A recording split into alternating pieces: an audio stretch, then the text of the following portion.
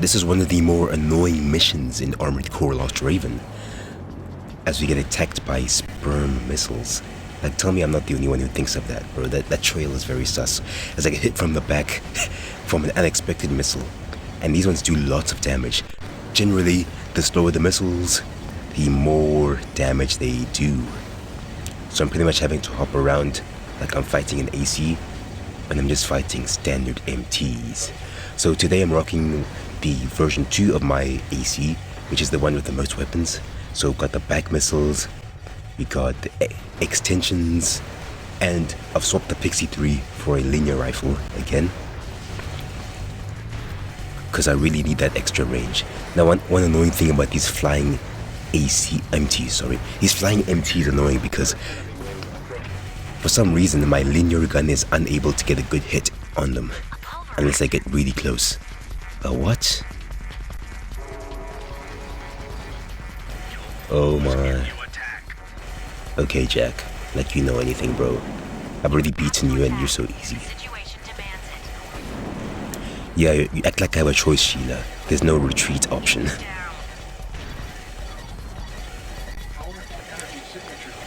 Now, as with every other pulverizer, missiles are your best bet.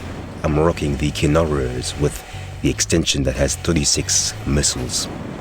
And that's pretty much the best way to attack one of these. And I have to keep my distance.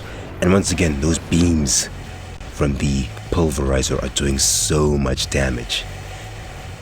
So you're gonna have to keep your dodging skills in check. Oh my. I ran out of missiles.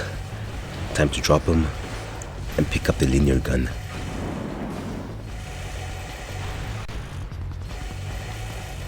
You can see me just running away, trying to keep my distance. It's now down to 1500. Things are getting a little tight now. Oh man, oh no. I don't. It's over. You know what? Maybe Jack was right. Turns out I will lose if I attack. So there's the game over screen. One thing I find hilarious about these games is that they give you game over screens. And this is in the 2000s. Most games didn't really have game overs at the time, I think. But yeah, whatever. The cool thing about this game is that when you hit a game over, you can either restart the mission that you were at, or you can restart and go all the way back to the beginning. So I actually found out the trick. If you don't have a previous game save in this game, you just pretty much go as far as you can in the game, and when you get the game over, you just say restart the story. That's the way you grind money to get your basic build up. And now this is attempt number 2. And let's see if we can defeat him this time, or defeat it, because these things are actually automated. They're automatically made in the internecine,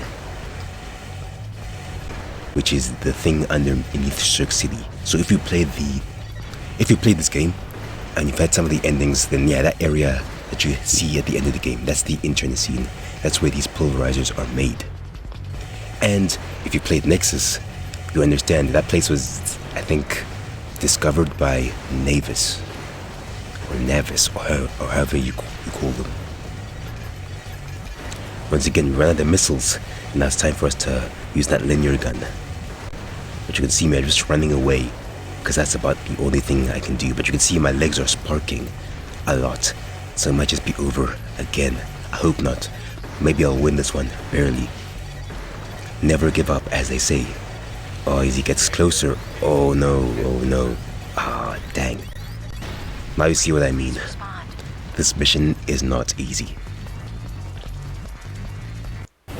At this point, you can see that's now for try number 3. You can see my AC just gets destroyed again. So at this point, I was like, okay, I'm gonna need to try something a little different. So, say hi to Bob's. This is my custom-built pulverizer destroyer, made specifically for this mission. So in terms of weapons, missile arms, got a linear gun in the back, and an orbit cannon. I can't remember where I found this build, but yeah, for the most part, this is mine. So we're getting chased by these missiles again. Oh no. You can see these ones are annoying. And I kind of mess up. Yeah, I just realized that one missile took out 1000 AP. Those things are deadly. And check that out, we even got an EO thing, exceed orbit. I've opted for shell instead. So you can see that linear gun is not hitting the MT. How unfortunate. But now that's where the orbit cannons come in. I can pretty much just keep my distance while those things do their job. See them over there. So now I can just get in closer and hit them with the orbit cannon. And now let's see, will my custom built AC defeat this pulverizer? You can see just how many missiles are launching from there. I'm pretty sure it's about 10 missiles from the missile arms at a time. And you combine that with the extensions, which I somehow forgot to activate. You probably know where this is going, but let's see if I can defeat this guy. So my missile arms are out, and now it's time to activate the linear gun. The one thing I hate is that because we don't have human plus in this game, every time you jump, you lose the lock. The only thing that doesn't lose the lock is the rail gun. But these linear guns, I pretty much have to stay on the ground. So I have to choose either I stay on the ground and shoot, or I boost and jump away.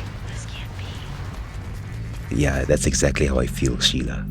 Turns out my custom build didn't survive. So now, here are the parts lists if you are interested. These are all the parts that I am using. Now if you want to, you can swap in a bigger generator if you'd like to. But I genuinely didn't find that was an issue. Then there are my optional parts as well. You can see how it's actually a C rank. And people will tell you that don't worry too much about the rank of your AC. It's not always a relevant thing because, for example, this one's custom built for the pulverizer. I might lose at AC fights, but that's not the purpose of this thing. So anyway, look at the health over there. It's 8085. That's why it's called Bobs. Think about it, Bobs. So they use the linear gun to attack these guys from a distance. And those missiles don't get launched at me, which is one great benefit. So I have less to worry about in terms of health. And I might actually be able to start with Bob's health when the pulverizer starts. Then I can attack those things with the orbit cannons from a distance. It does require more orbit cannons than you might expect, but it does the job. And even for the MTs, as Link's Tetsu calls them, the chicken legs, it even does great for them as well. So I can pretty much attack while hiding behind the sand dune.